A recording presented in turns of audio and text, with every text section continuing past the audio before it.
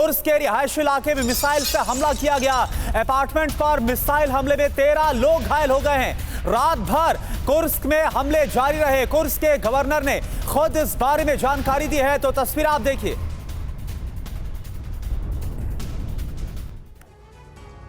और देखिए एक अहम खबर आ रही है, रूस का कुर्स्क में जवाबी हमला हुआ है। सुखोई 25 से यूक्रेनी फौज पर किया गया अटैक। रूसी रक्षा मंत्रालय ने इसका वीडियो जारी किया है। वही वीडियो इस वक्त TV9 भारतवर्ष आपको दिखा रहा है, कैसे यूक्रेनी फौज को, यूक्रेनी सेना को बनाया गया है निशाना। सुखोई 25 का इस्तेमाल किया गया है इस हमले को अंजाम देने के लिए।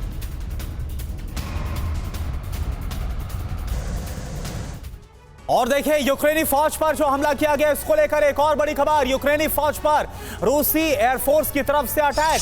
सुखोई 30 SM और सुखोई 35S से हमला किया गया। यूक्रेनी फौज पर एयरफोर्स ने बम गिराए हैं। कुर्स्क इलाके में यूक्रेनी हथियारों को निशाना बनाया जा रहा है। तो यूक्रेनी फौज जो कि कुर्स्क के इलाके में आगे बढ़ रही है, उस काफिले को टारगेट पर लिया गया। यूक्रेनी फौज पर सुखोई 30 SM और सुखोई 35S के जरिए हमले को जो अंजाम दिया गया, वो तस्वीरें आप देख पा रहे हैं।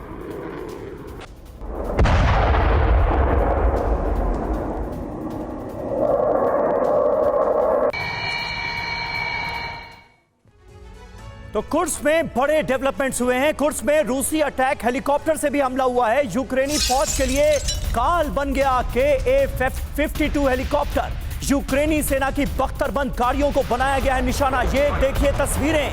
S-8 मिसाइल से KA-52 अटैक हेलीकॉप्टर ने इन हमलों को दिया है अंजाम, और निशाने पर थी यूक्रेन की बख्तरबंद गाड़ियां।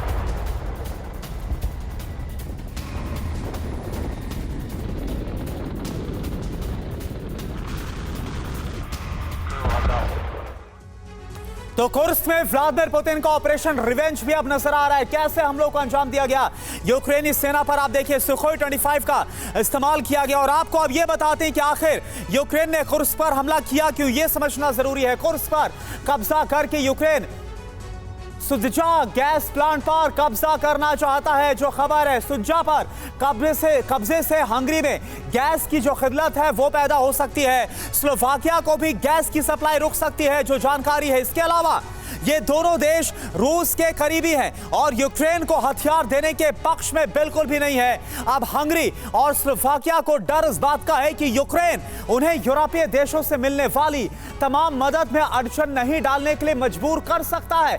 ये जानकारी सामने आ रही है।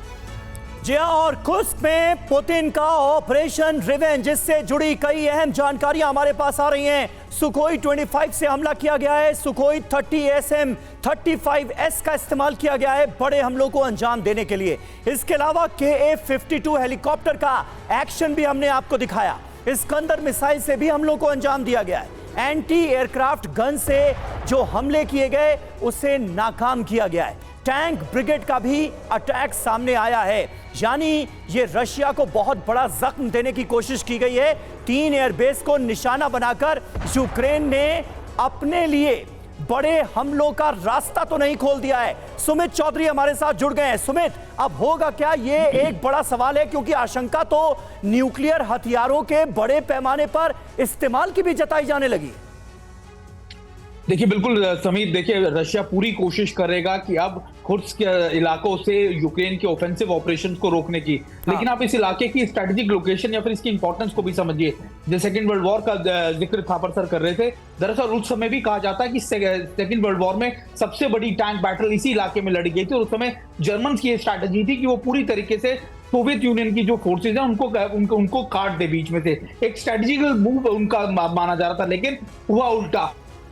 और अभी भी आप कह सकते हैं कि यूक्रेन भी उसी तर्ज पर एक बड़े इस इलाके को काटना चाहता है, क्योंकि ना सिर्फ ये एक बड़ा आप कह सकते हैं वाइटल इंस्टॉलेशन है गैस का, खासतौर पे जहां से गैस की मूवमेंट होती है, गैस सप्लाई होती है यूरोप के देशों में, बल्कि ये भी कि यहीं से लगातार रूस की सेनाएं जो है वो इन इलाकों को मॉनिटर करते हैं। मैं भी इन इलाकों में गया हुआ हूं, खासतौर पे जब ये वॉर स्टार्ट हुई थी, और बेलग्रेड के बहुत करीब है ये इलाका। तो 30 किलोमीटर तक अगर कोई ऑफेंसिव ऑपरेशन आपके इलाके में घुस जाए तो निश्चित तौर पर वो आपके लिए एक बहुत बड़ा सरदर्द बन सकता है। और रूस ये जानता है कि अब यूक्रेन की स्ट्रैटेजी है कि डिस्टरबेंस पैदा करना। डिस्टरबेंस इसलिए भी क्योंकि आने वाले वक्त में जब भी आप नेगोशिएशंस के लिए जाएंगे, आप बातचीत के लिए जाएंगे, तो फिर यूक्रेन का भी एक अपर हैंड होगा, खासतौर पर ये कहते हुए कि हम भी आपके कई इलाकों में बैठे हुए और अगर हमें पीछे हटना है तो फिर आप भी हमारी शर्तें मानिए। तो निश्चित तौर पर इसका स्ट्रैटेजिक मूव बहुत इंपॉर्टेंट है। और ये भी इंपॉर्टेंट है कि रूस ये जानता है कि अब यूक्रेन की फोर्सेस यहां लंबे समय तक बैठने के लिए आई हैं, लेकिन अब रूस के ऊपर है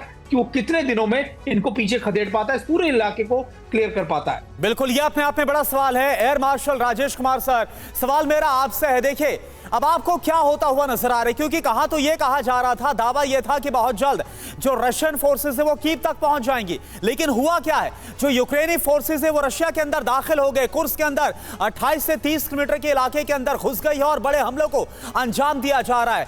कैसे देख रहे हैं आने वाले वक्त को आप? करुणा, मेरे हिसाब से रशिया कभी ये नहीं सोच पा रहा था कि वो कीव तक पहुंचेगा।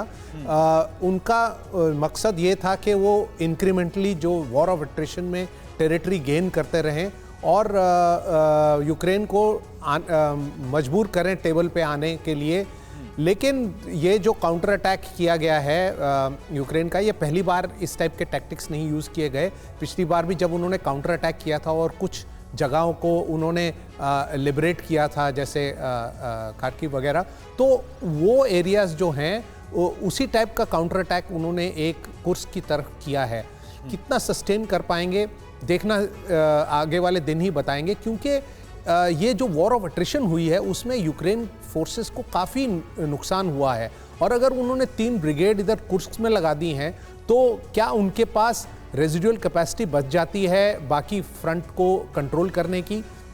ये ज़रूर है कि जो फोर्सेस रशिया ने डाइवर्ट करी हैं, थोड़ा सा उनका डाइल्यूशन भी होगा, लेकिन मेरे ख्याल से यूक्रेन की स्ट्रेटजी यही है कि वो अलग अलग जगह पे जहाँ भी वो रशिया के अंदर अटैक कर सकते हैं वो अटैक करेंगे और रशियन के फोर्सेस को थोड़ा सा थिन आउट करने की कोशिश करेंगे, उनको डिस्पर्स करने की कोशिश करेंगे, ताकि जहां वो फ्रंट लाइन पे हैं शायद वहां पे वो compete कर सकें। क्योंकि अभी जो फ्रंट लाइन साउथ और साउथ ईस्ट में थी वो उन्होंने जो है वहाँ पे वो बिल्कुल compete नहीं कर पा रहे थे और धीरे धीरे इंक्रीमेंटली रशियंस आगे बढ़ रहे थे। तो मेरे ख्याल से ये एक टैक्टिक है और इसमें कुछ स्ट्रैटेजी ज़रूर है, क्योंकि जो गैस प्लांट है सुत्जा का वो इम्पॉर्टेंट है। लेकिन खबर ये भी है कि सुत्जा का जो गैस प्लांट है वो वैसे ही जो वाल्व है वो बंद हुई थी, क्योंकि